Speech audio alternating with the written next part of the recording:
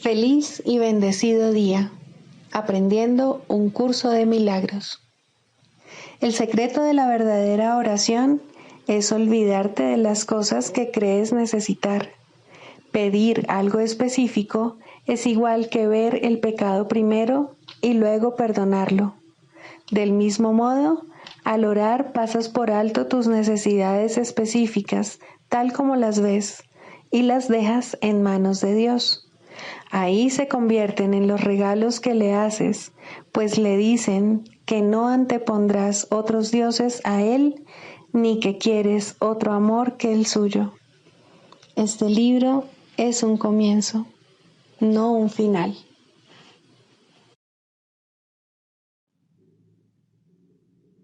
Del prefacio, que postula, párrafo 7. Solo las mentes pueden unirse realmente, y lo que Dios ha unido, ningún hombre lo puede desunir. No obstante, la verdadera unión, que nunca se perdió, solo es posible en el nivel de la mente de Cristo. El pequeño yo procura engrandecerse, obteniendo del mundo externo aceptación, posesiones y amor. El ser que Dios creó no necesita nada, está eternamente a salvo y es eternamente íntegro, amado y amoroso.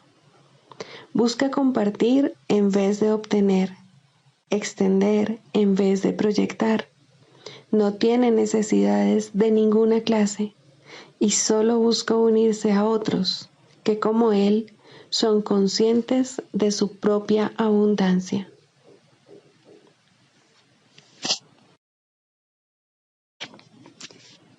Introducción. Este es un curso de milagros. Es un curso obligatorio. Solo el momento en que decides tomarlo es voluntario. Tener libre albedrío no quiere decir que tú mismo puedas establecer el plan de estudios. Significa únicamente que puedes elegir lo que quieres aprender en cualquier momento dado. Este curso no pretende enseñar el significado del amor, pues eso está más allá de lo que se puede enseñar. Pretende, no obstante, despejar los obstáculos que impiden experimentar la presencia del amor, el cual es tu herencia natural. Lo opuesto al amor es el miedo, pero aquello que todo lo abarca no puede tener opuestos. Este curso puede, por lo tanto, resumirse muy simplemente de la siguiente manera. Nada real puede ser amenazado. Nada irreal existe. En esto radica la paz de Dios.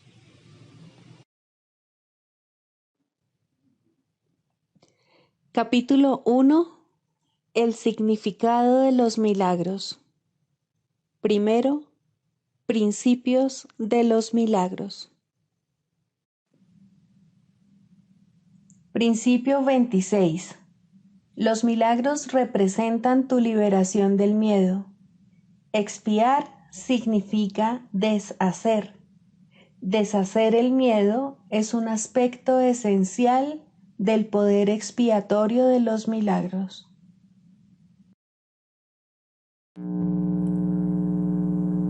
Capítulo 4. Las ilusiones del ego. Segundo, el ego y la falsa autonomía. Es razonable preguntarse cómo pudo la mente haber inventado al ego. De hecho, esa es la mejor pregunta que puedes hacerte. Sin embargo, no tiene objeto dar una respuesta en función del pasado, porque el pasado no importa, y la historia no existiría si los mismos errores no siguiesen repitiéndose en el presente. El pensamiento abstracto es pertinente al conocimiento, porque el conocimiento es algo completamente impersonal, y para entenderlo no se necesita ningún ejemplo.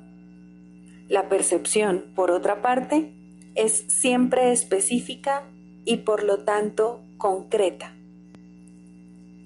Todo el mundo inventa un ego o un yo para sí mismo, el cual está sujeto a enormes variaciones debido a su inestabilidad. También inventa un ego para cada persona a la que percibe, el cual es igualmente variable.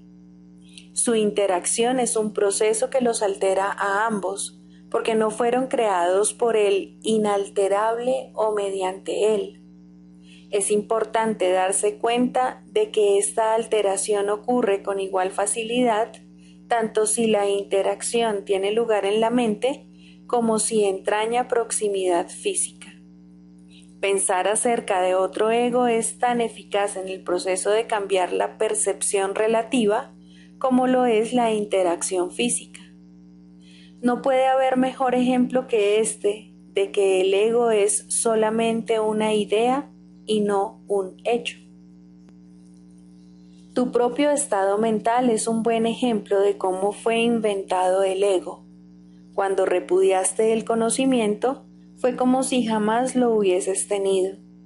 Esto es tan evidente que basta con que lo reconozcas para constatar que eso es lo que en realidad ocurre. Y si eso ocurre en el presente, ¿por qué habría de sorprenderte que hubiese ocurrido en el pasado? Asombrarnos ante lo inusual es una reacción comprensible, pero asombrarnos ante algo que ocurre con tanta frecuencia no lo es en absoluto. No olvides, no obstante, que la mente no tiene por qué operar así, aunque así es como opera ahora. Piensa en el amor que los animales sienten por sus crías y en la necesidad que sienten de protegerlas. Eso se debe a que las consideran parte de sí mismos. Nadie repudia lo que considera parte de sí mismo. La manera en que reaccionas ante tu ego es similar a cómo Dios reacciona ante sus creaciones, con amor, con protección y con caridad. Tus reacciones ante el yo que inventaste no son sorprendentes.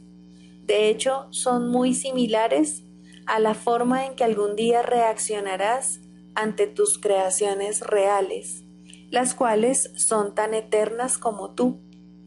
No es cuestión, por lo tanto, de cómo reaccionas ante el ego, sino de lo que crees ser.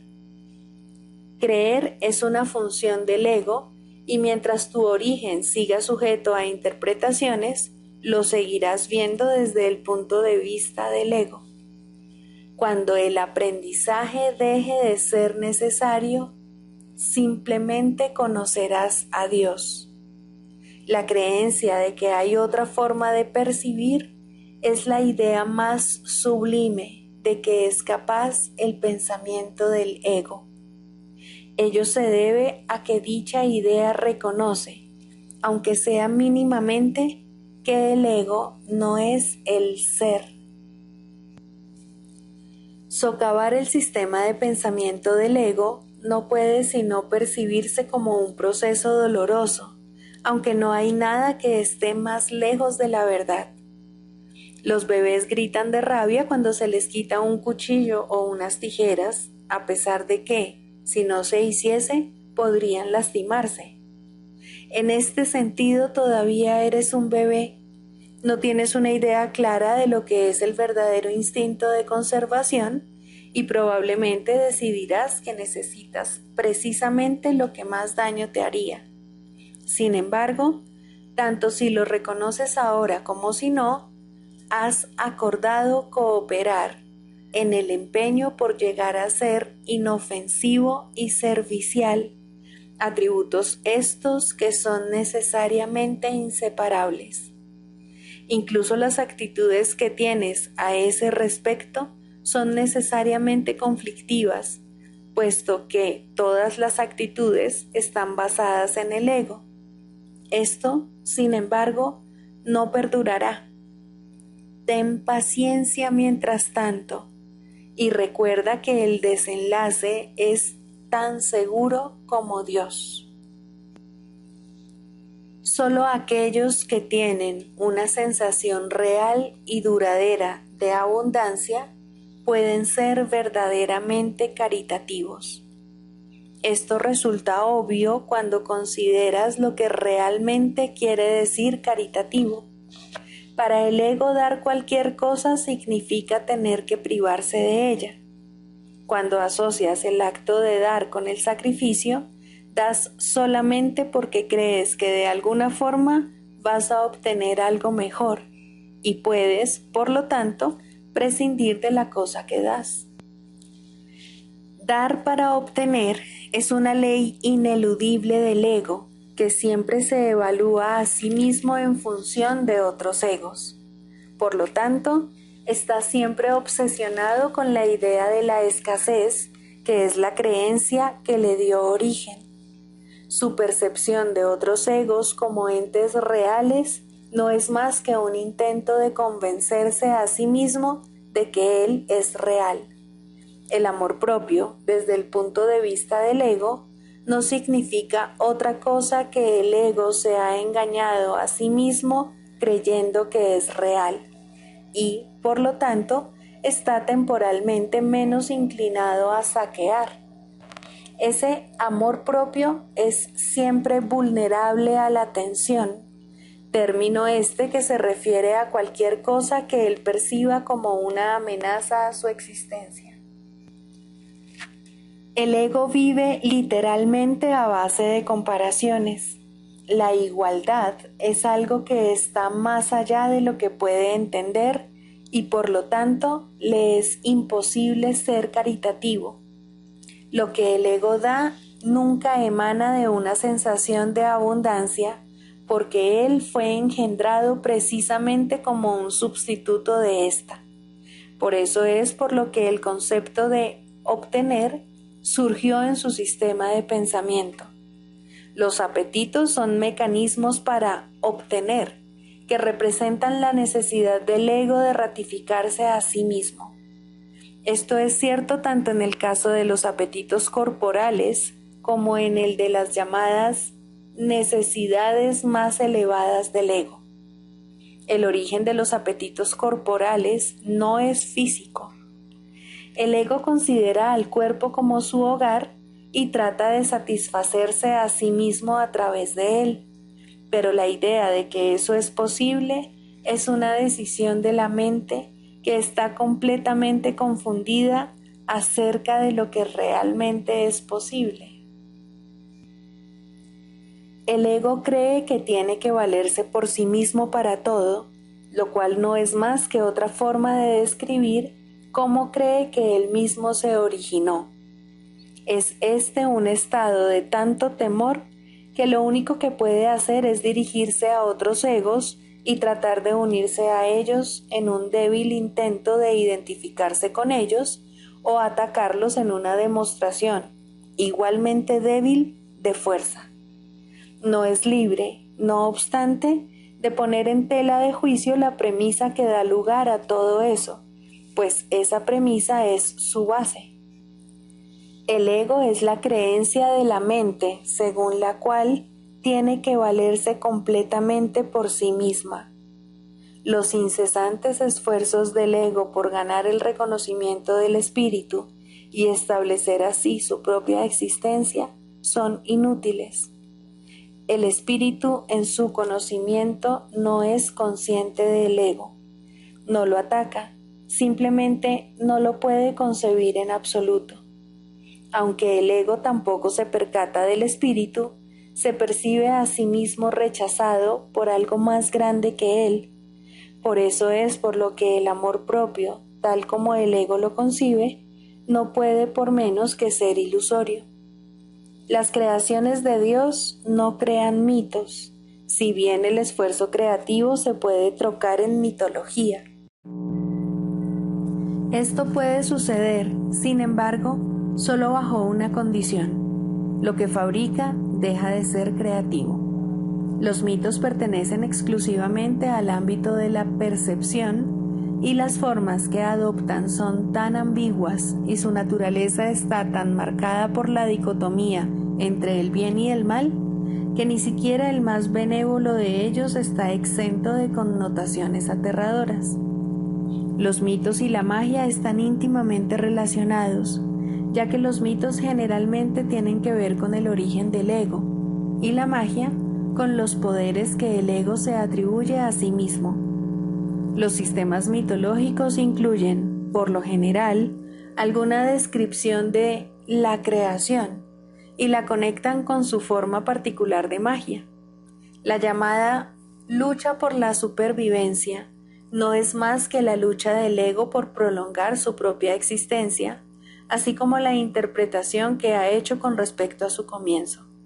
Este comienzo casi siempre se asocia con el nacimiento físico, ya que resulta difícil sostener que el ego existía antes de ese momento. Los más religiosos de los mitos basados en el ego puede que postulen que el alma existía antes y que seguirá existiendo después de un lapso temporal de vida en el ego. Algunos postulan incluso que el alma será castigada por este lapso. La salvación, no obstante, no es aplicable al espíritu, pues éste no está en peligro y, por lo tanto, no tiene que ser rescatado. La salvación no es otra cosa que mentalidad recta, que, aunque no es la mentalidad uno del Espíritu Santo, se debe alcanzar antes de que la mentalidad uno pueda ser reinstaurada. La mentalidad recta conduce automáticamente al siguiente paso, ya que la percepción correcta está completamente exenta de cualquier forma de ataque y, por lo tanto, la mentalidad errada desaparece. El ego no puede sobrevivir sin hacer juicios y, por consiguiente, se le abandona. La mente tiene entonces una sola dirección por la que avanzar. La dirección que sigue es siempre automática, pues no puede sino acatar los dictados del sistema de pensamiento al que se adhiere. No se puede hacer demasiado hincapié en el hecho de que corregir la percepción es simplemente un expediente temporal. Dicha corrección es necesaria únicamente porque la percepción falsa es un obstáculo para el conocimiento, mientras que la percepción fidedigna es un trampolín hacia él. El valor de la percepción correcta reside en la conclusión inevitable de que toda percepción es innecesaria. Esto elimina el obstáculo por completo. Te preguntarás cómo puede ser posible esto mientras parezca que vivas en este mundo. Esa es una pregunta razonable. No obstante, tienes que asegurarte de que realmente la entiendes. ¿Quién es el tú que vive en este mundo? El espíritu es inmortal y la inmortalidad es un estado permanente. El espíritu es tan verdadero ahora como siempre lo fue y lo será siempre, ya que no entraña cambios de ninguna clase. No es un continuo ni se puede entender tampoco comparándolo con un opuesto. El conocimiento nunca admite comparaciones. En esto estriba su diferencia principal con respecto a cualquier otra cosa que la mente pueda comprender.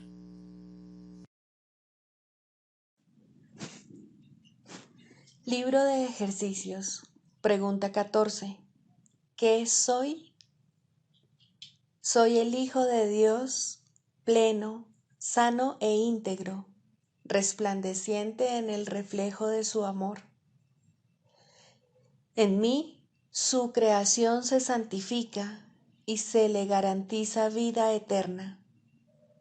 En mí, el amor alcanza la perfección, el miedo es imposible y la dicha se establece sin opuestos. Soy el santo hogar de Dios mismo. Soy el cielo donde su amor reside. Soy su santa impecabilidad misma, pues en mi pureza reside la suya propia. La necesidad de usar palabras está casi llegando a su fin ahora, mas en los últimos días de este año que tú y yo juntos le ofrecimos a Dios, hemos encontrado un solo propósito, el cual compartimos. Y así te uniste a mí, de modo que lo que yo soy, tú lo eres también. La verdad de lo que somos no es algo de lo que se pueda hablar o describir con palabras. Podemos, sin embargo, darnos cuenta de la función que tenemos aquí y usar palabras para hablar de ello, así como para enseñarlo si predicamos con el ejemplo. Somos los portadores de la salvación. Aceptamos nuestro papel como salvadores del mundo, el cual se redime mediante nuestro perdón conjunto. Y al concederle el regalo de nuestro perdón, éste se nos concede a nosotros. Vemos a todos como nuestros hermanos y percibimos todas las cosas como buenas y bondadosas. No estamos interesados en ninguna función que se encuentre más allá del umbral del cielo. El conocimiento volverá a aflorar en nosotros cuando hayamos desempeñado nuestro papel. Lo único que nos concierne ahora es dar la bienvenida a la verdad. Nuestros son los ojos a través de los cuales la visión de Cristo ve un mundo redimido de todo pensamiento de pecado. Nuestros los oídos que oyen la voz que habla por Dios, proclamar que el mundo es inocente. Nuestras las mentes que se unen conforme bendecimos al mundo. Y desde la unión que hemos alcanzado, invitamos a todos nuestros hermanos a compartir nuestra paz y a consumar nuestra dicha. Somos los santos mensajeros de Dios que hablan en su nombre y que al llevar su palabra a todos aquellos que Él nos envía, aprendemos que está impresa en nuestros corazones. Y de esta forma, nuestras mentes cambian con respecto al objetivo para el que vinimos y al que ahora procuramos servir. Le traemos buenas nuevas al Hijo de Dios que pensó que sufría. Ahora ha sido redimido, y al ver las puertas del cielo abiertas ante Él, entrará y desaparecerá en el corazón de Dios. Lección 359. La respuesta de Dios es alguna forma de paz.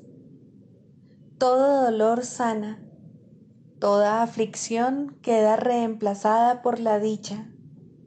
Las puertas de la prisión se abren y se comprende que todo pecado no es más que un simple error.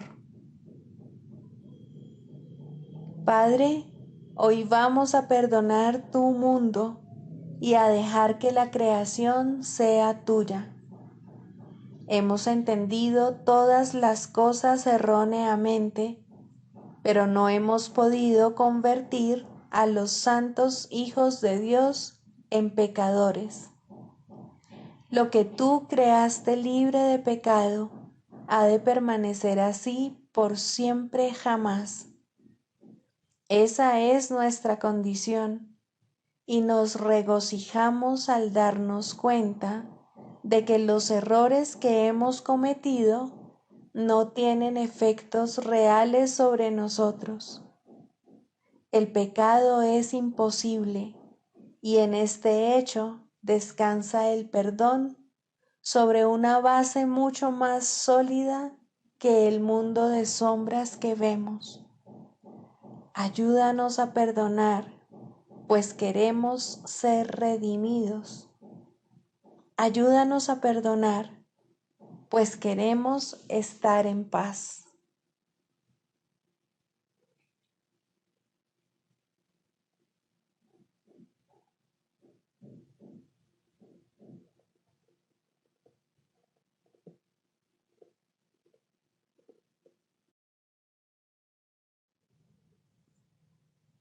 Del manual para el maestro, pregunta 4.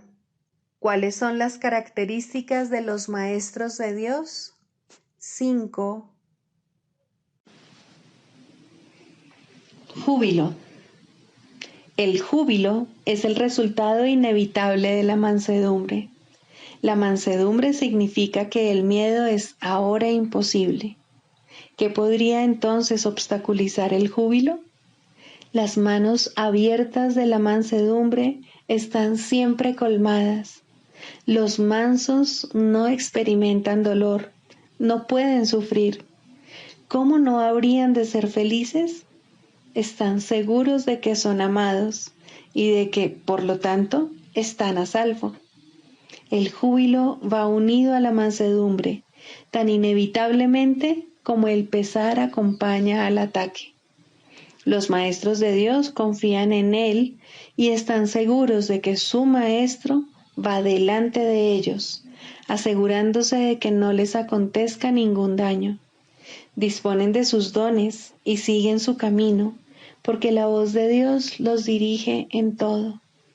El júbilo es su himno de gratitud, y Cristo los contempla también con agradecimiento. La necesidad que Él tiene de ellos es tan grande como la que ellos tienen de Él.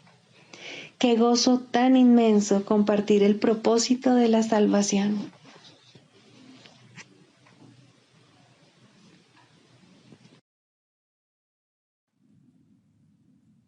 Manual para el maestro. 25. ¿Son deseables los poderes psíquicos? La respuesta a esta pregunta es muy parecida a la anterior. No existen poderes antinaturales, e inventar un poder que no existe es obviamente recurrir a la magia. Es igualmente obvio, sin embargo, que cada individuo tiene un sinnúmero de capacidades de las que no es consciente. A medida que su conciencia se expanda, es posible que desarrolle capacidades que le parezcan muy sorprendentes. No obstante, nada que él pueda hacer puede compararse en lo más mínimo con la gloriosa sorpresa de recordar quién es. Si deja que todo su aprendizaje y todos sus esfuerzos se dirijan hacia esa gran sorpresa final, no querrá que las pequeñas sorpresas que se puedan presentar en el camino lo retrasen. Ciertamente hay muchos poderes psíquicos que están claramente de acuerdo con los postulados de este curso. La comunicación no se limita únicamente a la reducida gama de canales que el mundo reconoce. Si así fuese, no tendría objeto tratar de enseñar la salvación. Sería imposible hacerlo. Los límites que el mundo le impone a la comunicación son los mayores obstáculos para una experiencia directa del Espíritu Santo, quien siempre está aquí y cuya voz está siempre presta a ser oída.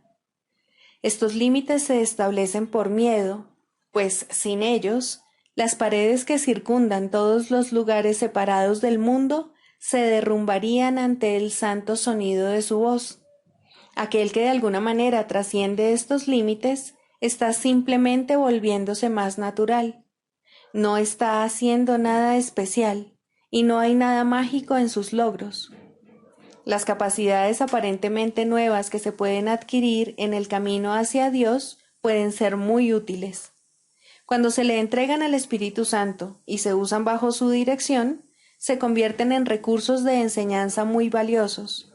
Ante esto, la cuestión de cómo surgen es irrelevante. Lo único que hay que tener en cuenta es el uso que se les da. Si se consideran como fines en sí mismas, independientemente de cómo se haga esto, el progreso se demorará. Su valor no reside tampoco en que prueben nada, ni en que sean logros del pasado, conexiones insólitas con lo invisible o favores especiales de Dios. Dios no hace favores especiales, y nadie tiene ningún poder que los demás no posean. La posesión de poderes especiales solo se puede demostrar mediante el uso de trucos mágicos. Nada que sea genuino se puede usar para engañar. El Espíritu Santo es incapaz de engañar, y solo puede valerse de capacidades genuinas. Lo que se usa con fines mágicos no le sirve a él, y lo que él usa no se puede emplear para la magia. Existe, sin embargo, una atracción especial por las capacidades poco usuales que las hace curiosamente tentadoras. Estos poderes son los que el Espíritu Santo quiere y necesita, mas el ego ve en estos mismos poderes una oportunidad para vanagloriarse. Cuando los poderes se convierten en debilidades, es ciertamente trágico. Lo que no se le entrega al Espíritu Santo no puede sino entregársele a la debilidad, pues lo que se le niega al amor se le da al miedo, y como consecuencia de ello será temible. Incluso aquellos que han dejado de valorar las cosas materiales del mundo pueden dejarse engañar por los poderes psíquicos. Al dejar de interesarse por los regalos materiales del mundo, el ego se ve seriamente amenazado, mas todavía puede ser lo suficientemente fuerte como para recobrarse valiéndose de esta nueva tentación a fin de recuperar su fuerza mediante el engaño. Muchos en esta situación no se han percatado de las defensas del ego, si bien no es que éstas sean precisamente sutiles. Sin embargo, mientras se tenga el más mínimo deseo de ser engañado, el engaño se producirá fácilmente. Ahora el poder deja de ser una facultad genuina y ya no se puede contar con él. Es casi inevitable que el individuo refuerce las incertidumbres que tiene acerca de su poder, engañándose cada vez más a sí mismo, a no ser que cambie de parecer con respecto a su propósito. Cualquier capacidad que alguien desarrolle tiene el potencial de hacer bien. En esto no hay excepciones, y cuanto más insólito e inesperado sea el poder, mayor será su potencial para ayudar. La salvación tiene necesidad de todas las capacidades, pues lo que el mundo quiere destruir, el Espíritu Santo lo quiere restaurar. Se han usado las facultades psíquicas para invocar al demonio, lo cual no hace otra cosa que reforzar al ego. Mas estas facultades pueden ser también un canal de esperanza y curación si se ponen al servicio del Espíritu Santo. Aquellos que han desarrollado poderes psíquicos no han hecho sino permitir que se erradiquen de sus mentes algunas de las limitaciones que ellos mismos les habían impuesto. Si utilizan esta mayor libertad para aprisionarse aún más, no hacen sino imponerse mayores limitaciones. El Espíritu Santo tiene necesidad de esos dones, y quienes se los ofrecen a Él y solo a Él, caminan con la gratitud de Cristo en sus corazones y con su santa visión siguiéndoles muy de cerca.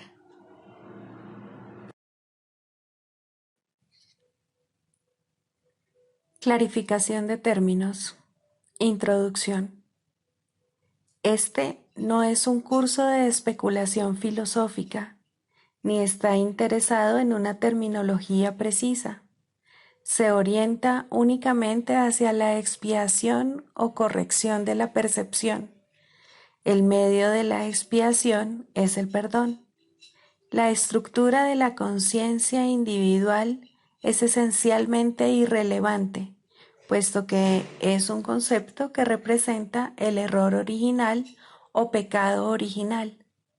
Estudiar el error en sí no conduce a la corrección, si es que en efecto quieres tener éxito en poder pasarlo por alto.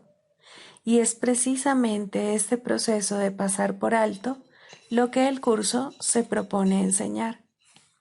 Todos los términos son potencialmente polémicos y quienes buscan controversia la encontrarán, mas quienes buscan clarificación también la encontrarán. Deben estar dispuestos, no obstante, a ignorar la controversia, reconociendo que es una defensa contra la verdad que se manifiesta en forma de maniobras dilatorias. Los argumentos teológicos como tales son necesariamente polémicos, ya que dependen de creencias y, por lo tanto, pueden ser aceptados o rechazados.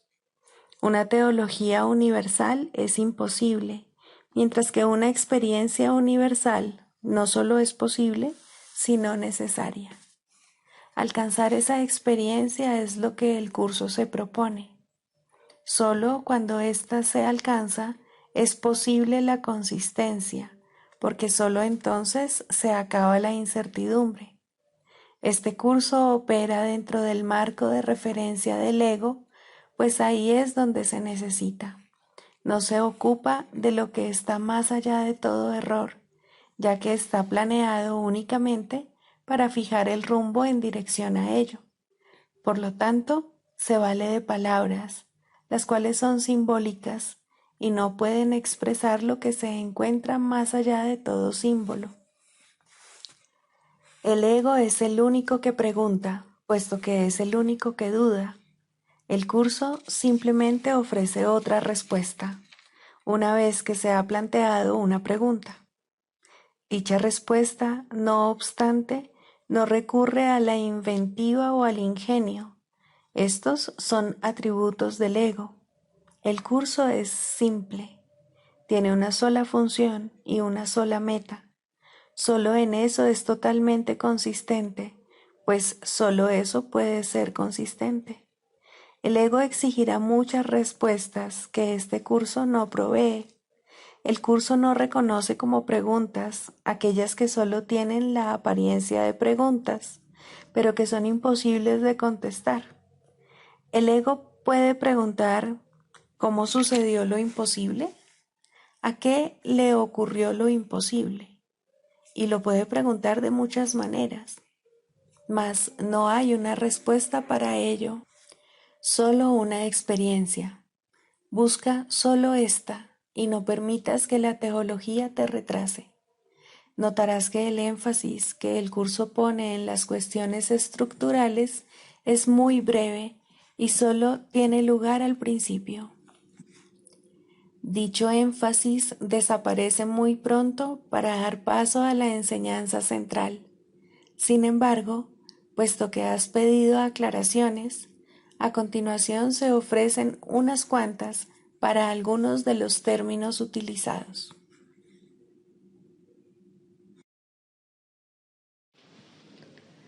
El proceso de la psicoterapia. Cuarto, el proceso de la enfermedad. De la misma manera en que toda terapia es psicoterapia, del mismo modo toda enfermedad es enfermedad mental. Es un juicio acerca del Hijo de Dios, y todo juicio es una actividad mental. Un juicio es una decisión que se toma una y otra vez contra la creación y su creador. Es la decisión de percibir el universo como tú lo has creado. Es decidir que la verdad puede mentir y que es una mentira. ¿Qué otra cosa, entonces, puede ser la enfermedad sino una expresión de aflicción y culpa? ¿Y por qué sollozaría a alguien si no por su inocencia? Una vez que al Hijo de Dios se le considera culpable, la enfermedad es inevitable. Es lo que ha pedido y, por ende, es lo que recibirá. Todos los que piden enfermedad se han condenado a sí mismos a buscar remedios que no los pueden ayudar, pues han depositado su fe en la enfermedad y no en la salvación. No hay nada que un cambio de mentalidad no pueda hacer, pues todas las cosas externas no son sino sombras de una decisión ya tomada. Si se cambia la decisión, ¿cómo podría su sombra no cambiar? La enfermedad no es más que la sombra de la culpa, grotesca y fea, puesto que imita la deformidad. Si una deformidad se ve como real, ¿cómo podría su sombra no ser deforme? Una vez que se ha decidido que la culpa es real, el descenso al infierno sigue paso a paso su inevitable trayectoria. La enfermedad, la muerte y la miseria fustigan ahora la tierra en implacables oleadas, a veces simultáneamente, y otras en siniestra sucesión.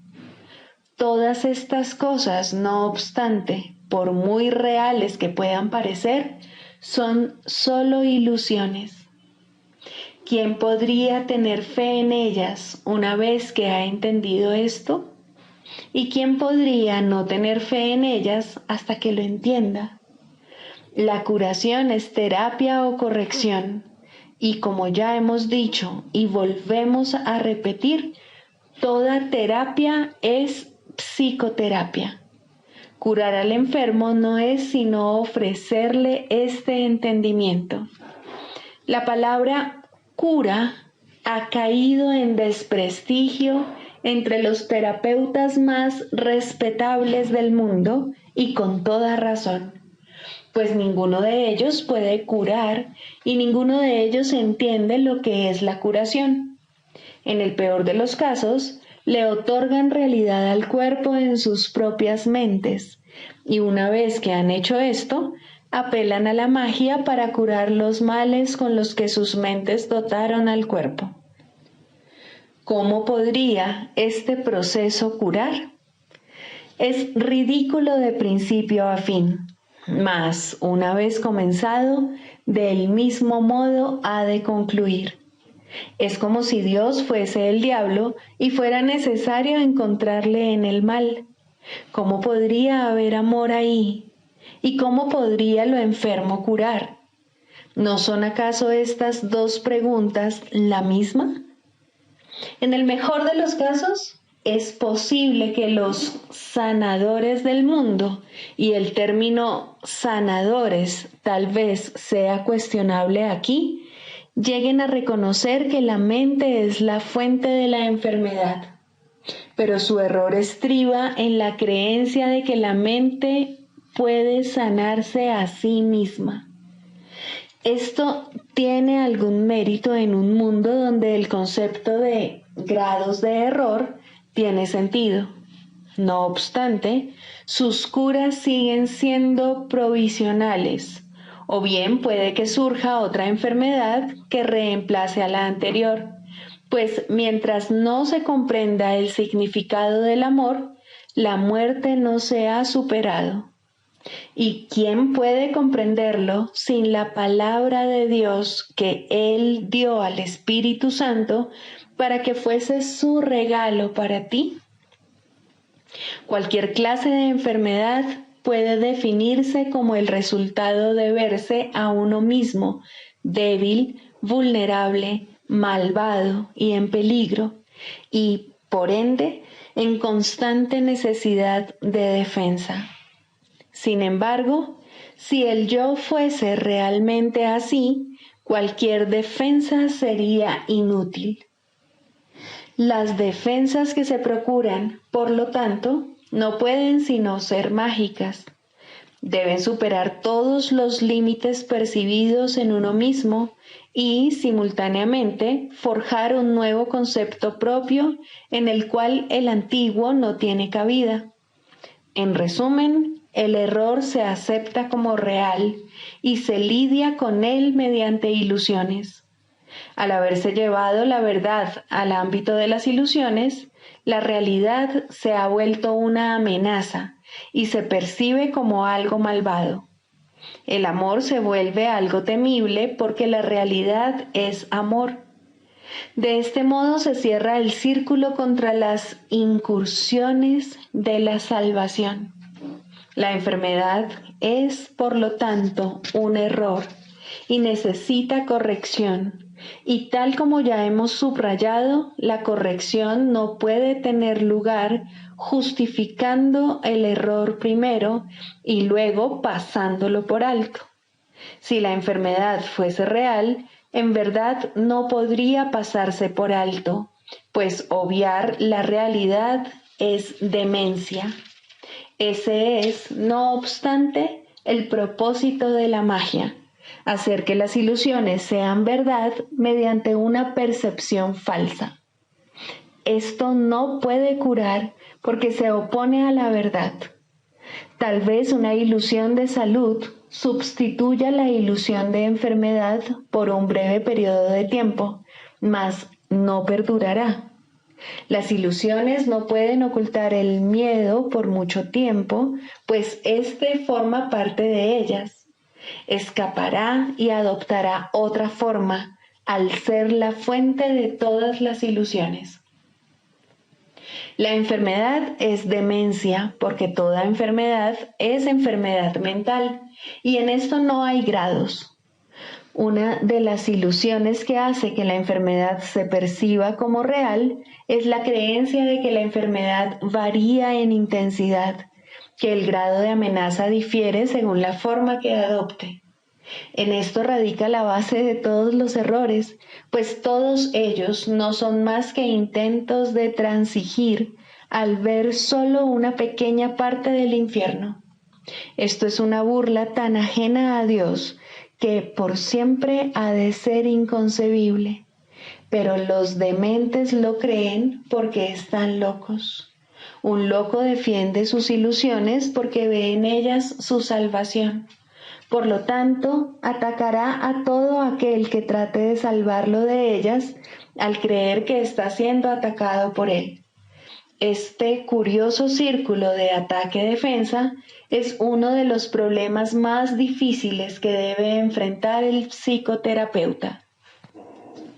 De hecho, esa es su tarea principal, la esencia de la psicoterapia.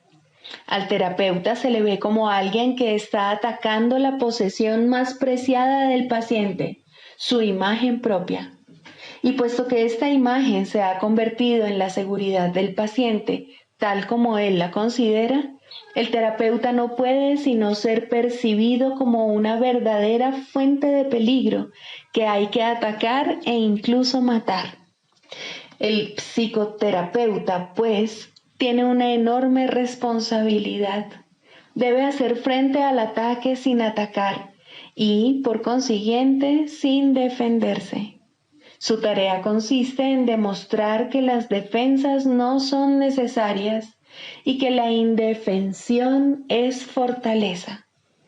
Esta debe ser su enseñanza, si quiere que su lección sea que la cordura es seguridad.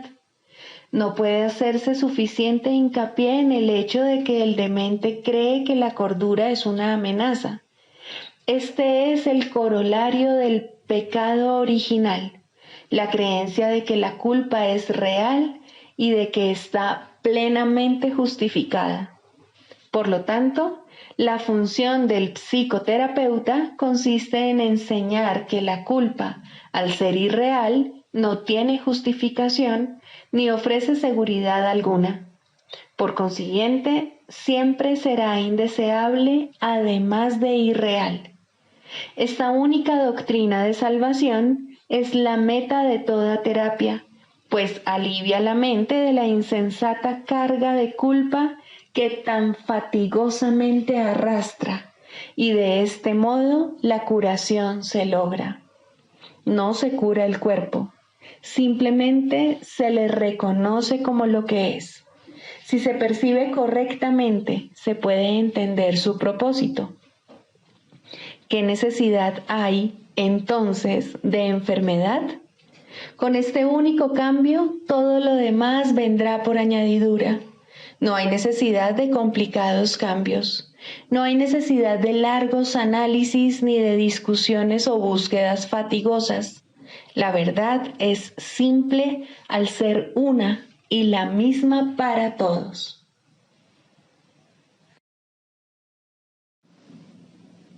El canto de la oración, el perdón. Segundo, el perdón para destruir. El perdón para destruir adopta muchas formas al ser un arma del mundo de las formas. No todas son obvias y algunas se ocultan cuidadosamente bajo lo que aparenta ser caridad. Pero todas las formas que parece adoptar tienen una sola meta: separar y hacer que lo que Dios creó igual sea diferente. La diferencia resulta evidente en algunos casos, en los que la comparación intencionada no puede dejar de notarse, ni es su propósito realmente que se note.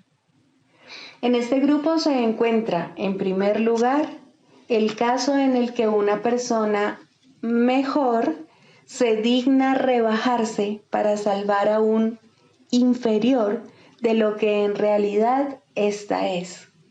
En este caso, el perdón aquí se basa en una actitud de amable altivez tan lejana del amor que la arrogancia jamás podría desalojarse. ¿Quién puede perdonar y despreciar al mismo tiempo? ¿Y quién puede acusar a otro de estar inmerso en el pecado y al mismo tiempo percibirlo como el Hijo de Dios? ¿Quién puede enseñar lo que es la libertad esclavizando? En eso no hay unión, solo aflicción. Eso no es realmente misericordia, eso es la muerte. Hay otro caso de perdón para destruir, muy parecido al anterior, si se entiende correctamente, en el que la arrogancia no se manifiesta de forma tan arrogante. Aquí el que perdona a otro no proclama ser mejor. En lugar de ello dice que aquí hay alguien cuya pecaminosidad él comparte, y dado que ambos han sido indignos, merecen la retribución de la ira de Dios. Este pensamiento puede parecer humilde e incluso inducir a una rivalidad con respecto a quién es más pecador o más culpable. Esto no es amor por la creación de Dios, ni por la santidad que es su regalo eterno. ¿Puede acaso su Hijo condenarse a sí mismo y aún así acordarse de él? Aquí la meta es apartar de Dios al Hijo que él ama y mantenerlo separado de su fuente. Esta es también la meta de aquellos que buscan ser mártires a manos de otro. El objetivo detrás de esto tiene que verse claramente, pues puede pasar por mansedumbre y caridad en vez de crueldad. ¿No es acaso muestra de misericordia aceptar el rencor de otro y no responder sino con silencio y con una dulce sonrisa? Fíjate qué bueno eres, que soportas con paciencia y santidad la ira y el daño que otro te inflige sin mostrar el amargo dolor que sientes. El perdón para destruir con frecuencia se oculta tras un manto así. Muestra el rostro del sufrimiento y del dolor como prueba silenciosa de la culpa y de los estragos del pecado. Tal es el testimonio que le ofrece a uno que podría ser su salvador y no su enemigo. Pero al habérsele convertido en enemigo, tiene que aceptar la culpa y el duro reproche que de este modo se ha descargado sobre él. ¿Es esto amor? ¿O se trata más bien de una traición hacia uno que necesita que le salven del dolor de la culpa? ¿Qué otro propósito podría tener esto, sino mantener a los testigos de la culpa alejados del amor? El perdón para destruir puede manifestarse también en forma de regateos y tratos. Te perdono si satisfaces mis necesidades, pues en tu esclavitud está mi liberación. Dile esto a cualquiera y te vuelves un esclavo, y tratarás de deshacerte de la culpa mediante más regateos que no ofrecen esperanza alguna, sino más dolor y más miseria. Cuán temible se ha vuelto ahora el perdón y cuán distorsionado es el fin que persigue. Ten piedad de ti mismo, tú que de este modo regateas. Dios solo da y no pide recompensa alguna. No hay otra manera de dar excepto como Él da. Todo lo demás es una parodia, pues ¿quién intentaría hacer un trato lucrativo con el Hijo de Dios y al mismo tiempo dar gracias a su Padre por su santidad? ¿Qué le mostrarías a tu hermano? ¿Intentarías reforzar su culpa y con ello la tuya? El perdón es el medio por el que puedes escapar. qué lástima convertirlo en un medio para una mayor esclavitud y dolor. En el mundo de los opuestos hay una manera de utilizar el perdón para la meta de Dios y encontrar la paz que Él te ofrece. No aceptes nada más o habrás buscado la muerte y orado por separarte de tu ser. Cristo es para todos porque está en todos. Es su faz lo que el perdón te permite ver. Es su faz en la que ves la tuya. Todas las formas que el perdón adopte, que no te aparten de la ira, de la condena y de comparaciones de cualquier clase, son la muerte, pues es eso lo que sus propósitos han establecido. No te dejes engañar por ellas, sino abandónalas y deja a un lado sus despreciables y trágicas ofrendas. No quieres seguir en la esclavitud, no quieres tenerle miedo a Dios. Quieres ver la luz del sol y el resplandor del cielo refulgir sobre la faz de la tierra, redimida del pecado y en el amor de Dios. En este punto la oración es liberada junto contigo. Tus alas han quedado libres y la oración te elevará y te conducirá a tu hogar, donde Dios quiere que estés.